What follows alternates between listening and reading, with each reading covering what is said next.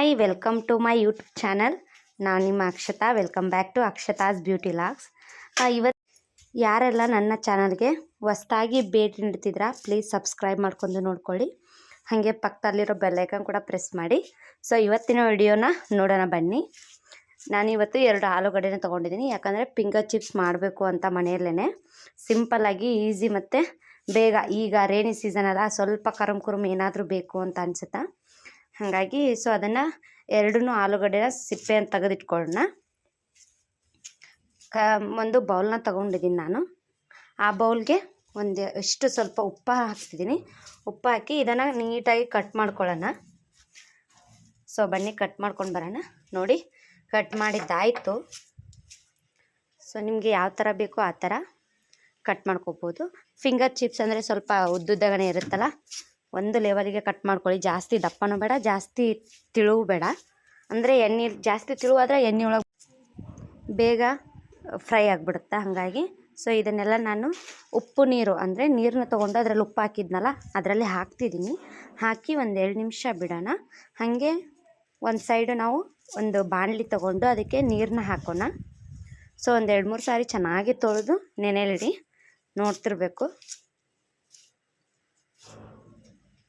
ಹಂಗೆ ನಾವು ಈ ಸೈಡು ಒಂದು ಬಾಣಲಿ ತೊಗೊಂಡು ಅದಕ್ಕೆ ನೀರು ಹಾಕೋತಿದ್ನಿ.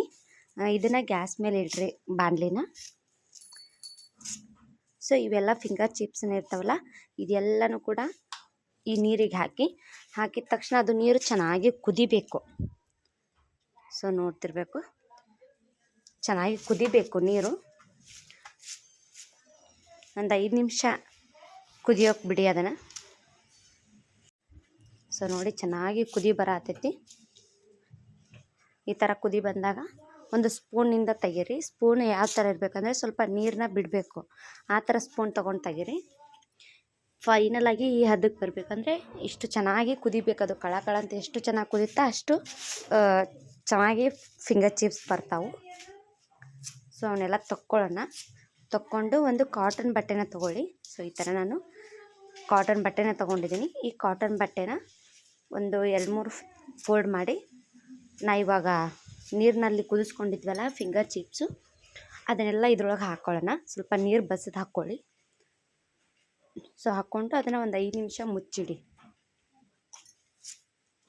ಆ 5 ನಿಮಿಷ ಮುಚ್ಚಿಟ್ಟು ನೆಕ್ಸ್ಟು ಅದು ನೀರೆಲ್ಲ ಹಿಂಡ್ಕೋಬೇಕು. ಅದು ನೀರೆಲ್ಲ ಹಿಂಡ್ಕೊಂಡ ತಕ್ಷಣ ಒಂದು ಬಾಣಲಿಗೆ ಬೇರೆ ಸಪ್ರೇಟ್ ತಗೊಳ್ಳೋಣ.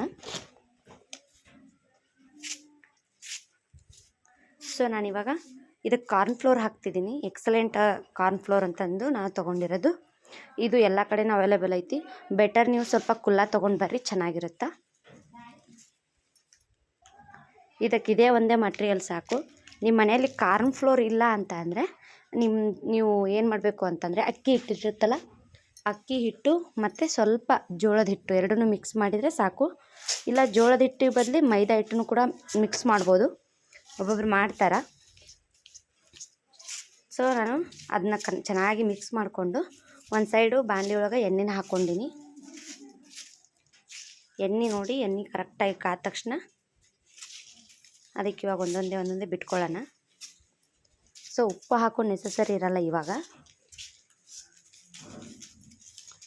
ಹೀಗೆ ಒಂದೊಂದೇ ಬಿಟ್ಕೊತ ಹೋಗೋಣ ಇವಾಗ. ಸೊ ಎಲ್ಲನೂ ಮಿಕ್ಸ್ ಮಾಡಿ, ನಾನು ಅಂದರೆ ಸ್ವಲ್ಪ 2 ಪೊಟ್ಯಾಟೊ ತೊಗೊಂಡಿರೋದ್ರಿಂದ ಚಿಕ್ಕದ್ರಲ್ಲಿ ಮಾಡ್ತಿದ್ದೀನಿ. ಜಾಸ್ತಿ ಏನಾಗಲ್ಲ ಇವು.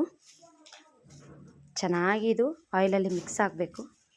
ಒಂದು 2-3 ಸಾರಿ ಹಿಂಗೆ ಸ್ಪೂನಿಂದ ಹೊಳಿಸ್ತಾ ಇರ್ರಿ. ಮತ್ತು ಇನ್ನೊಂದು ಏನು ಅಂತಂದರೆ ಸ್ವಲ್ಪ ಇದನ್ನ ಉರಿನ ಲೋ ಫ್ಲೇಮಲ್ಲಿಡಿ. ಅಂದರೆ ಈ ಕಡೆ ಹೈನೂ ಬೇಡ, ಈ ಕಡೆ ಲೋನು ಬೇಡ, ಜಾಸ್ತಿ ಮಿಡಲಲ್ಲಿಡಿ ಅಂದರೆ ಚೆನ್ನಾಗಿ ಬರ್ತಾವೆ. ಮತ್ತು ಫಿಂಗರ್ ಚಿಪ್ಸ್ ಅಂತ ಅಂದರೆ ಸ್ವಲ್ಪ ಯಾವ ಥರ ಅಂದರೆ ಫ್ರೈ ಆಗಿರುತ್ತಲ್ಲ, ರೋಸ್ಟ್ ಥರ ಆಗಬೇಕು. ಸೊ ನೋಡಿ, ಆಲ್ರೆಡಿ ಬಣ್ಣ ಚೇಂಜ್ ಆಗತೈತಿ. ಬ್ರೌನ್ ಕಲರ್ ಬರೋವರೆಗೂ ನಾವೇನು ಮಾಡೋಣ, ಫ್ರೈ ಮಾಡ್ಕೊಳ್ಳೋಣ. ಇದನ್ನು ಫ್ರೈ ಮಾಡಿಕೊಂಡು ಒಂದು ಹೆಂಗಂತಂದರೆ ಆಯಿಲು ಬಿಟ್ಕೊಳ್ಳುವಂಥ ಒಂದು ಪಾತ್ರೆ ತೊಗೊಳ್ಳಿ. ಅಂದರೆ ನಾವು ಜಿರಡಿ ತೊಗೊತಿದ್ದೀನಿ. ಸೊ ಈ ಜಿರಡಿ ಒಳಗೆ ಹಾಕಿದರೆ ಈ ಥರ ಎಣ್ಣೆ ಬಿಟ್ಕೊಳ್ಳುತ್ತಾ. ಬಿಟ್ಕೊಂಡ್ಮೇಲೆ ನೆಕ್ಸ್ಟು ಸ್ವಲ್ಪ ಆ ಪ್ಲೇಟ್ನ ವಾಶ್ ಮಾಡಿ ಅದಕ್ಕೆ ಏನು ಮಾಡಿ, ನೀವು ಫಿಂಗರ್ ಚಿಪ್ಸ್ನ ಹಾಕಿ ಇದ್ರ ಮೇಲೆ ಸ್ವಲ್ಪ ಸಣ್ಣ ಉಪ್ಪನ್ನು ಹಾಕ್ಕೋತಿದ್ದೀನಿ, ರುಚಿಗೆ ತಕ್ಕಷ್ಟು. ನೆಕ್ಸ್ಟು ಒಂದು ಸ್ವಲ್ಪ ಖಾರನ ಮಿಕ್ಸ್ ಮಾಡ್ಕೊಳ್ಳೋಣ. ಸೊ ಇದು ನಾರ್ಮಲ್ ಖಾರ, ರೆಡ್ ಚಿಲ್ಲಿ ಪೌಡರ್ ಹಾಕೋತಿರೋದು ನಾನು, ಮಸಾಲೆ ಗೀಸಲ್ಲ ಏನಿಲ್ಲ. ಚೆನ್ನಾಗಿ ಮಿಕ್ಸ್ ಮಾಡಿಕೊಂಡು ತಿಂತಿದ್ರೆ ಆಹಾ, ಈ ಚಳಿ ಆಯಿತು ಮಳೆಗಾಯಿತು ಸಖತ್ತು ಟೇಸ್ಟ್ ಕೊಡುತ್ತಾ, ಮತ್ತು ಎಂಜಾಯ್ ಮಾಡ್ಕೊಂಡು ತಿನ್ಬೋದು. ಇದ್ರ ಜೊತೆ ಸಾಸ್ನ ಮಿಕ್ಸ್ ಮಾಡ್ಕೊಳ್ಳಿ, ಇನ್ನೂ ಟೇಸ್ಟ್ ಆಗಿರುತ್ತೆ, ಇನ್ನೂ ಚೆನ್ನಾಗಿರುತ್ತೆ. ಸೊ ಇವತ್ತಿನ ಇಷ್ಟ ಆಗುತ್ತೆ ಅನ್ಕೋತೀನಿ.